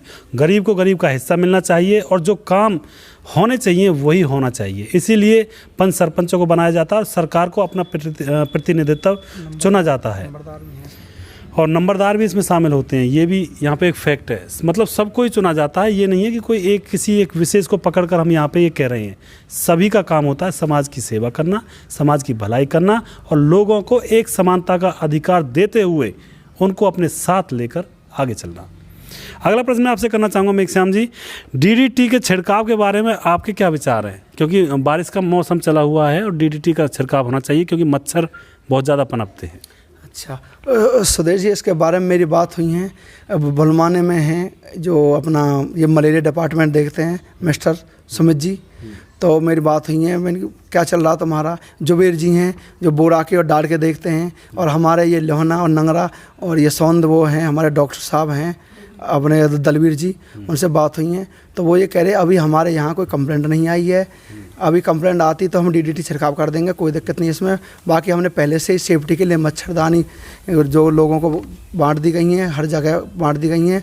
तो भुलवाने वाले हैं जो अपने सुमित जी, वो भी कह रहे अभी कोई वहाँ भी कोई केस नहीं आया, पिछली बार जो आए थे तो मच्छरदानी दे दिए, बाकी अभी तक कोई है। अगर होगा तो मैं बिल्कुल पूरे क्षेत्र में, और जो भी क्षेत्र से बाहर भी है कोई नहीं, मैं हर जगह पूरा प्रयास करूंगा, और DDT जाके हमारा समाज स्वस्थ रहे। अच्छा, ठीक, बहुत ही अच्छी बात है, बहुत ही अच्छी बात है, क्योंकि DDT का छिड़काव होना भी चाहिए। मच्छरों का ज़्यादा आक्रामण होने लगता है बरसात के मौसम में, और ये बीमारियों को जन्म देते हैं। जो मच्छर होते हैं बीमारियों का घर होते हैं। अगला प्रश्न मैं आपसे पूछना चाहूँगा मेघश्याम जी, शिक्षा को आगे बढ़ाने के लिए क्या कदम उठाने चाहिए आपके हिसाब से? मास्टर जी, सबसे ही जो नींव है वो शिक्षा है। आप भी कहते हैं, पढ़े लिखे सब लोग कहते हैं, सब लोग कहते हैं, अच्छे स्कूल पढ़ाओ, अच्छी शिक्षा दो, क्योंकि नींव ही कमज़ोर हो जाएगी तो मकान कमज़ोर हो जाएगा, और जो पूरा समाज है सबरी है उसके नींव ही जो शिक्षा पे डिपेंड है।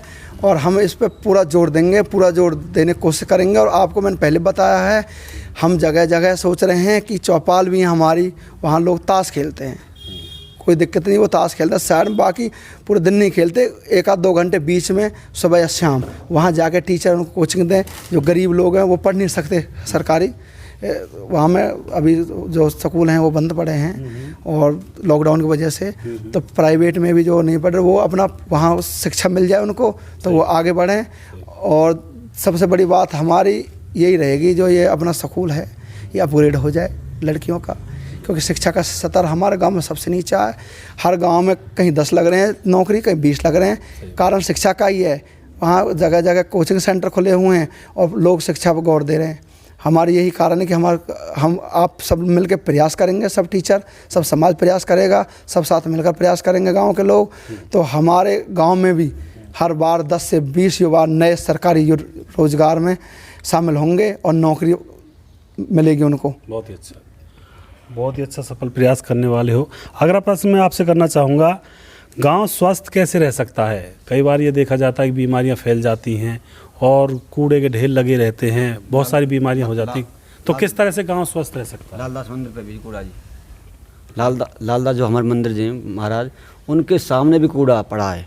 तो जगह जगह कूड़े के ढेर हैं और मैंने उनसे कई बार पंचों से, मेंबरों से कई बार कहा भी है कि इनकी तरफ ध्यान दीजिए। तो नहीं तो वो नाली साफ़ करने वाले कर्मचारी वो आते हैं, नहीं तो कूड़ा करकट डालने वाले हैं वो इस काम को सुचारू रूप से करते हैं। इसके बारे में सर बताइए। मास्टर, इसके बारे में ये है कि जो हमारे नगर पालिका देखा आपने होटल में, वहाँ कूड़ेदान लगी हुई हैं, ट्रॉली लगी हुई हैं जगह जगह। तो हमारे सबसे बड़े पहले तो ये सरपंच साहब हैं, पंचायत समिति है हमारी, और ये नंबरदार भी हैं, अपने ब्लॉक समिति है, सभी समितियाँ मिलके अगर ये प्लान करें तो गवर्नमेंट से अप्रूवल आई पड़ी है, कोई दिक्कत नहीं। ये कहेंगे कि हमें 3 ट्रक चाहिए, वो जो अपना मलबा उठाते हैं, तो गाड़ी चाहिए हमें, या कोई इलेक्ट्रिकल्स व्हीकल्स चाहिए, जो गार्बेज होता है उसमें हम कूड़ा डालते हैं, खाली करके बाहर चले जाते हैं। एक उचित जगह कूड़ेदान की बनाई जाए, पंचायत अपनी जगह दे पंचायत कि यहाँ कूड़ा डालो, सब गांव का कोई बिल्कुल गांव में स्वच्छता रहेगी, सफाई रहेगी और नालियाँ साफ रहेंगी, क्योंकि कूड़ा उड़ के नालियों में जाता है, नाली गंदी और लोगों के विचार भी गंदे हो जाते हैं, क्योंकि इफेक्ट पड़ता है माइंड में, देख के मन खराब हो जाता है, देख के लगता है यहाँ गंदगी हुई पड़ी है। तो अगर कूड़ा पंचायत या कोई भी हम सब लोग मिलकर इकट्ठा बैठ के बात करें तो पंचायत से ज़मीन दिलाएं, वहाँ गड्ढा खुदवाएं कूड़े डालने का, और सभी मिलके कोई व्हीकल अरेंज करे पंचायत समिति, और वहाँ गांव में राउंड लगाए और सुबह सुबह टाइम डाल दो, शाम को 5 बजे कूड़े वाले यहाँ डाल देना, कूड़ा यहाँ से उठेगा, सुबह डाल देना, कूड़ा यहाँ से उठेगा, या 2 दिन में कूड़ा वाला आएगा यहाँ से उठेगा। उसके लिए जो अपना डस्टबिन जगह जगह रख दो और उसमें बिल्कुल गंदगी नहीं होगी, सफाई रहेगी और गांव स्वच्छ रहेगा और एकदम मन प्रसन्न रहेगा, लोग खुश रहेंगे। वेरी गुड, बहुत ही बढ़िया बात है। अगर जगह जगह पर डस्टबिन रख दिए जाएंगे तो लोग भी कुछ सहयोग करेंगे, क्योंकि डस्टबिन को देखते ही वो कहते हैं ना, एक भावना सी आ जाती है, वो भी अपना कूड़ा कचरा उन्हीं में डालेंगे। तो इसी तरह से गाँव की सफाई हो सकती है अगर कोई प्रयास करेगा, और मेघश्याम जी यहाँ पे, मेघश्याम जी जो हैं वो प्रयास करने के लिए यहाँ पे कह रहे हैं। अगला प्रश्न मैं आपसे करना चाहूँगा, युवाओं को रोज़गार कैसे मिल सकता है गांव में, क्योंकि गांव में ज़्यादातर बेरोज़गार युवा होते हैं, तो इसके बारे में बताएं। ये बहुत बड़ा मुद्दा है, स्वदेशी रोज़गार का ये सबसे बड़ा मुद्दा, और ये हर जगह फैला हुआ है। और लॉकडाउन की वजह से इंडस्ट्री बिल्कुल बंद हुई पड़ी हैं, कुछ क्लोज हो गई हैं, कुछ में लॉस हुआ पड़ा है, कुछ में मैन पावर कम कर दी है, निकाले जा रहे हैं लोग। गवर्नमेंट लोगों को सैलरी नहीं आ रही, प्राइवेटों को 50% सैलरी मिल रही है, और कम भी कर दिए लोग, फिर 50%, किसी को 25% सैलरी मिल रही है। तो यहाँ रोज़गार का बहुत बड़ा इशू है। This is a big blender, बहुत बड़ा भयंकर इशू है, और ये अभी धीरे धीरे स्टार्ट होने लगा है, रिक्वायरमेंट आने लगी है प्राइवेट सेक्टर में, धीरे धीरे काम चालू होने लगा है। जैसे लॉकडाउन थोड़ा कम हुआ है, सेफ्टी लोग यूज कर रहे हैं, सेफ्टी से काम कर रहे हैं कंपनियों में। बाकी रोज़गार यहाँ आने का एक ही तरीका है, हम मिलके सभी लोग जो इकट्ठे, जो आप पॉलिटिक्स वाले लगा दो, सभी लोग मिलके इकट्ठा होके बात करें, उसमें 4 कमेटी में सेलेक्ट करें, तो वो जगह जगह कंपनियों से जाएं, उनसे कि हमारे गांव में ITI कैंप रहो, ITI में जाएं, ITI वाले से बोला, ITI वाले जो इंस्ट्रक्टर होते हैं, प्रिंसिपल होते हैं, उनसे बोलो कि हमारे यहाँ बेरोज़गारी है, आपका जो यहाँ कैंप लगे हमें बता दो, और यहाँ के लिए जो रोज़गार मेला लगेगा, हमारे एक बार गांव में रोज़गार मेला दो। आपसे रिक्वेस्ट है, बिजली बोर्ड में जाएं, रोज़गार मेले वहाँ करवाओ जी, कोई भी लाइनमैन है, फॉरमैन, जो वैकेंसी है हम आपको बेस्ट देंगे, और हम जिम्मेवारी देंगे, हमारे लड़के काम करेंगे, मेहनत करेंगे और आपको आगे बढ़ाएंगे। तो यही है, जगह जगह 3-4 जगह अपना ITI अपना वो खुल जाए, हमारा इंस्टीट्यूट, ITI इंस्टीट्यूट खुल जाएंगे, तो बच्चे सेल्फ डिपेंडेंट बनेंगे। तो हम लोगों को कहेंगे हमारे ITI चल रही है, हमारे इंस्टीट्यूट चल रहे हैं, आओ आप यहाँ इंटरव्यू लो इनका, और उसमें सेलेक्ट होंगे और रोज़गार मिलेगा, रोज़गार अवसर मिलेगा, और कोई भी पढ़ा लिखा और जो एजुकेटेड वाला है वो सब जॉब मिलेगी, उनको सबको नौकरी मिलेंगी। इसके बहुत ही लिए अच्छी बात है। साथियों, समाज के अंदर युवाओं को रोज़गार ना मिलना एक सबसे बड़ी, कहते हैं, सबसे बड़े दुख की बात होती है। जिस समाज के युवाओं को रोज़गार नहीं मिलते हैं वो समाज पीछे हटता चला जाता है। इसीलिए मेघश्याम जी यहाँ पे कह रहे हैं कि नए जो रोज़गार जो युवा हैं उनको रोज़गार दिया जाएगा, उनको आगे बढ़ाया जाएगा। इससे क्या होगा, समाज आपका तरक्की करेगा। तो ये बहुत ही अच्छा प्रयास करने वाले हैं यहाँ पर युवाओं को रोज़गार दिलाने में। अगला प्रश्न मैं आपसे करना चाहूँगा मेघश्याम जी, गांव की कबड्डी की टीम कैसे मेहनत करती है, क्या आपने देखा है कभी? हाँ स्वदेश जी, गाँव की कबड्डी की टीम बहुत अच्छी मेहनत करती है हमारी, अभी भी चली हुई है प्रैक्टिस। उधर जो आपका ये बस स्टैंड है नू की तरफ, जो मैं बता रहा था, वॉलीबॉल का मैदान भी उधर, कबड्डी भी खेलते हैं वहाँ लोग। इधर सूरजकुंड मंदिर है, यहाँ कबड्डी प्रैक्टिस चली हुई है अभी करंटली। मैंने कल देखा, परसों देखा, मैं अपडेट रहती है, मैं ग्रुप में भी हूँ। और वो मेरे से कहते हैं जी मिट्टी डलवानी, मैंने चलो डलवा लो। कबड्डी कब होंगी आप बताओ, मेरे को पूछते हैं, मैंने लॉकडाउन है नहीं, मैं कबड्डी करा देता अभी तक। मैं बताता हूँ हर महीने गेम करवाता रहता हूँ बच्चों को, क्योंकि इससे उत्साहित होते हैं बच्चे, मेहनत करते हैं, स्वस्थ बनता है और विकास होता है और नशा से दूर रहते हैं। सही बात। और जो ये है कबड्डी, इधर ये टोल टैक्स के यहाँ हमारे माना पट्टी के लोग हैं, ये कबड्डी करते हैं। सुक्की पंडित जी वो प्रैक्टिस करवाते हैं इधर, अनिल वो प्रैक्टिस, विशाल है वो बहुत अच्छी तरह प्रैक्टिस करवाते हैं। तो चारों तरफ कबड्डी की प्रैक्टिस हो रही है और बहुत अच्छी तरह से 2-3 घंटे लगातार करने मेहनत करते हैं और उसका फल उनको देखने को मिलता है। वो पोजीशन लेते हैं, हर कितनी बड़ी कबड्डी होती हैं, 51,000 की, 1 लाख की पोजीशन जरूर लेते हैं हमारे सौंद की टीम। और मैं उनको सैल्यूट करता हूँ, सभी कबड्डी वालों को, उनको मेरा नमस्कार और सैल्यूट है जो हमारा गांव का नाम रोशन कर रहे हैं बाहर। सही बात। क्या आप भी कबड्डी के खिलाड़ियों को खिलाते हो थोड़ा बहुत? हाँ, मैं बता तो रहा हूँ, मैं हर बार कबड्डी करवाता हूँ, प्रैक्टिस करवाता हूँ। प्रैक्टिस में 2-3 बार गया मैं। स्वदेश जी, मैं रेसलर हूँ। बाकी कबड्डी का मुझे शौक़ है कबड्डी करवाने का, क्योंकि वहाँ युवा देखने को ज़्यादा मिलते हैं। ऐसा लगता है इनको क्या प्रोत्साहन किया जाए, कैसे इनको उत्साहित किया जाए, कैसे ये आगे बढ़ें, कैसे इनको आगे लाया जाए फ्रंट पे, गांव से आगे स्टेट लेवल कैसे पहुँचें। मेरा पास जुनून है और मैं एक दिन आपको बता रहा हूँ, हमारी कबड्डी की टीम भी, हमारे स्पोर्ट्समैन रेसलर भी, हमारे स्पोर्ट्समैन रेस वाले लड़के हैं जो आर्मी के लिए तैयारी कर रहे हैं, फौज के लिए, उनके लिए ट्रैक के लिए भी। तो वो लड़के फौज में, आर्मी में नाम कर रहे हैं। हमारे गाँव का कुछ खिलाड़ी हैं शूटिंग में, रेस में, आर्मी में हैं। हमारे गांव के लड़के बहुत अच्छे हैं। अरविंद जी वो रेस में हैं, एथलेटिक्स में हैं, एक शूटर है वो भाई देव हैं। तो मतलब अच्छे खिलाड़ी वो सपोर्ट्स कर रहे हैं, वो नाम कर रहे हैं। आर्मी में हमारे गांव का नाम हो रहा है, किसी को पता ना हो, मुझे पता है, आर्मी में नाम हो रहा है सपोर्ट्स का। मैं बड़ा गर्व है मुझे, मैं सौंद गाँव को आगे बढ़ता हुआ देख रहा हूँ। सही बात है। स्पोर्ट्स में और खेल में सबसे आगे गाँव, और आगे आने वाला है। आप लोगों का सहयोग रहेगा, ये हमारी बात आगे पहुंचती रहेंगी तो बिल्कुल फैसिलिटी बढ़ेगी और बच्चों तक बात पहुंच रही है वो आगे और करेंगे। और जो भी होगा ना स्वदेश जी, और गेम करवाने हम पीछे नहीं हटेंगे, अब भी गेम करवा देंगे। इलेक्शन आ रहा है वो बात अलग है, इलेक्शन से पहले भी, इलेक्शन के पीछे भी मैं बता रहा था, इलेक्शन से पहले भी हम कबड्डी में सहयोग देते थे जब इलेक्शन नहीं लड़े थे। तो अब भी हैं, रहेंगे और सदा रहेंगे, साथ देंगे और युवाओं को पूरा सहयोग एकदम स्वस्थ रखने के लिए। साथियों, मंजिलें उन्हें नहीं मिलती जिनके सपने बड़े होते हैं, बल्कि मंजिलें तो उन्हें मिलती हैं जो जिद पर अड़े होते हैं। तो साथियों, मैं आपसे यही कहना चाहूँगा, आज का ये जो इंटरव्यू था मेघश्याम भाई साहब का, बहुत ही अच्छा रहा और बहुत ही हमें यहाँ से कुछ सीखने को मिला और आपको भी बहुत सारी नॉलेज यहाँ पे मिल रही होगी और बहुत कुछ आपने मेघश्याम भाई के बारे में जाना। जो कुछ लोग भ्रम में रहते हैं कि मेघश्याम भाई ऐसे हैं वैसे हैं, क्योंकि दूसरों के मुंह से कुछ सुना जाता है उनको, तो उनको भी पता लग गया होगा कि इनका व्यवहार कैसा है, इनका स्वभाव कैसा है, किस तरह से बात करते हैं, किस तरह से जनहित, राष्ट्रहित और समाज हित में अपना योगदान देने का प्रयास करने की कोशिश ये करने वाले हैं। तो इन बातों के बारे में आपने जाना होगा। और एक प्रश्न अजीत मास्टर जी और पूछना चाहते हैं, फिर उसके बाद हम इस प्रोग्राम को एंड करेंगे। हाँ जी, मेघश्याम भाई साहब, एक लास्ट क्वेश्चन है हमारी तरफ से कि लोगों का मानना है, ज़्यादातर जो लोग हमारे ग्रामीण इलाके में होते हैं उनका कहना है कि अगर जो व्यक्ति ज़्यादा खर्चा करेगा, इलेक्शन में होड़ होती है कि मैं आप 5 लाख लगाते हैं तो मैं 10 लाख लगाऊं, तीसरा 15 लाख लगाए, अगला 20 लाख लगाए, और लेकिन उस वोट का पता भी नहीं रहता कि जिससे पे हम खर्च करते हैं कि ये वोट मुझे मिलेगी या नहीं मिलेगी। और लोग कई महीनों से पहले इस बात को छोड़ देते हैं कि हम अपने जॉब जो उसका पेशा है उसको भी छोड़ देते हैं इस महकमे लत में आके कि हमें कुछ किसी कैंडिडेट से मिले, ऐसा वे विश्वास रखते हैं। और मेरा ये मानना है कि जो भी कैंडिडेट बनता है, इलेक्शन जीतता है, वो खर्च करके आ रहा 50 लाख इलेक्शन में, तो बनने के बाद वो कम से कम 4 गुना अपने जेब में रखेगा जब जाके काम करेगा। तो इसके बारे में आप मतलब ये चर्चा है, जिसका नाम खर्चा है, वही चर्चा है, तो इसके बारे में थोड़ा सा लोगों को राय दीजिए।